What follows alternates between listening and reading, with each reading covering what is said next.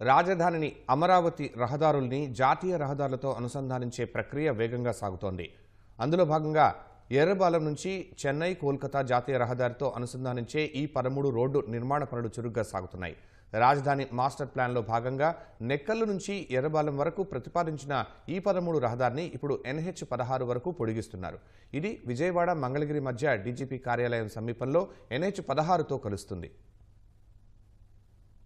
రాజధాని అమరావతి నిర్మాణ పనులు చురుగ్గా సాగుతున్నాయి. మౌలిక సదుపాయాల కల్పనలో భాగంగా రహదారుల నిర్మాణం, వాటిని రాష్ట్ర జాతీయ రహదారులతో అనుసంధానించే ప్రక్రియ జోరందుకుంది. ఎర్రబాలెం నుంచి NH-16 వరకు దాదాపు 3.54 కిలోమీటర్లు ఉంటుంది. ఈ రహదారి మార్గంలో కొండలు ఉన్నాయి. దాదాపు కిలోమీటరు పొడవునా కొండలపై ఘాట్ రోడ్డు నిర్మిస్తున్నారు. ఈ రహదారి నిర్మాణం కొంత దూరం ఎలివేటెడ్ కారిడార్, ఆ తర్వాత కొంత దూరం కొండపై రహదారి, మళ్లీ కొంత దూరం ఎలివేటెడ్ కారిడార్, మళ్లీ కొంత దూరం కొండపైన, ఆ తర్వాత ఫ్లైఓవర్, చివర్లో ట్రంపెట్, ఇలా సాగుతుంది. రహదారి నిర్మాణానికి మంగళగిరి ఎయిమ్స్ సమీపంలోని కొండను చదును చేసే పనులు చురుగ్గా జరుగుతున్నాయి. రాజధాని మాస్టర్ ప్లాన్ ప్రకారం E13 రహదారిని నెక్కల్లు నుంచి ఎర్రబాలెం వరకు 7.5 కిలోమీటర్ల దూరం 6 వరుసల రహదారి నిర్మిస్తున్నారు. 2024లో రాజధాని పనుల్ని పునః ప్రారంభించాక అమరావతిని బయటి ప్రాంతాలతో అనుసంధానించేందుకు కొన్ని రహదారుల్ని పొడిగించాలని ప్రభుత్వం నిర్ణయించింది.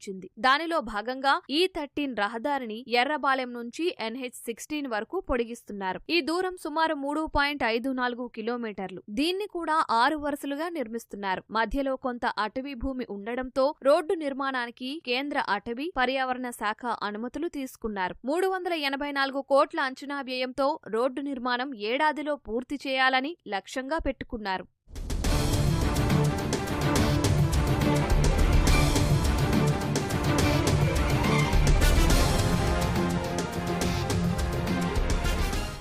ఎర్రబాలెం నుంచి NH-16 వరకు 3.54 కిలోమీటర్ల పొడవున రోడ్డు నిర్మాణానికి లీ కన్సల్టెన్సీ సంస్థ DPR ఇంజనీరింగ్ డిజైన్లు రూపొందించింది. మధ్యలో కొండల మీదుగా ఘాట్ రోడ్డు నిర్మించాల్సి రావడం, చివర్లో జాతీయ రహదారితో అనుసంధానించేందుకు ట్రంపెట్ నిర్మిస్తుండటంతో ఆ రోడ్డు డిజైన్ ఆసక్తి రేకెత్తిస్తోంది. ఆ డిజైన్ ప్రకారం ఎర్రబాలెం నుంచి మొదట 400 మీటర్ల దూరం కింది నుంచి పైకి ఏటవాలుగా రహదారి నిర్మిస్తారు. అక్కడి నుంచి 960 మీటర్ల దూరం స్తంభాలపై ఎలివేటెడ్ కారిడార్ నిర్మిస్తారు. ఆ తరువాత రైల్వే లైన్ పై 76 మీటర్ల పొడవైన రైల్ ఓవర్ బ్రిడ్జి వస్తుంది. అది దాటాక మళ్లీ 405 మీటర్ల పొడవైన ఎలివేటెడ్ కారిడార్ నిర్మిస్తారు. అక్కడి నుంచి 741 మీటర్లు పొడవున కొండపై ఘాట్ రోడ్డు నిర్మిస్తారు. ఆ తర్వాత కొంత లోయ భాగం, తరువాత మళ్లీ కొండ ఉండడంతో లోయ భాగంలో 560 మీటర్ల పొడవైన ఎలివేటెడ్ కారిడార్, ఆ తర్వాత మళ్లీ కొండపై 230 మీటర్ల పొడవైన ఘాట్ రోడ్డు నిర్మిస్తారు.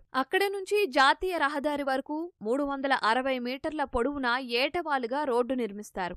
జాతీయ రహదారిని క్రాస్ చేసేందుకు 5.5 మీటర్ల ఎత్తున ఫ్లైఓవర్, దాని చివర ట్రంపెట్ నిర్మిస్తారు.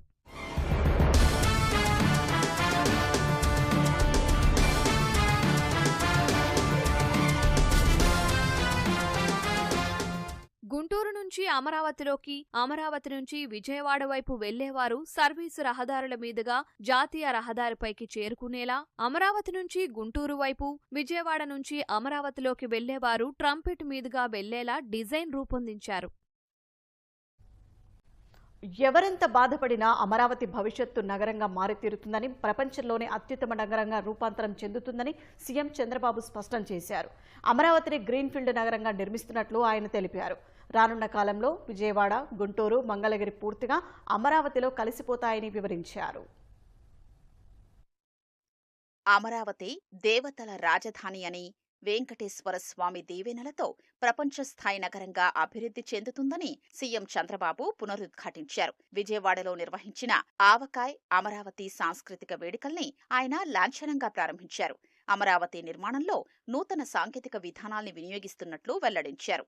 ఎంతమంది ఎన్ని బాధపడినా Amaravati future city, best city in the world, that is our contribution.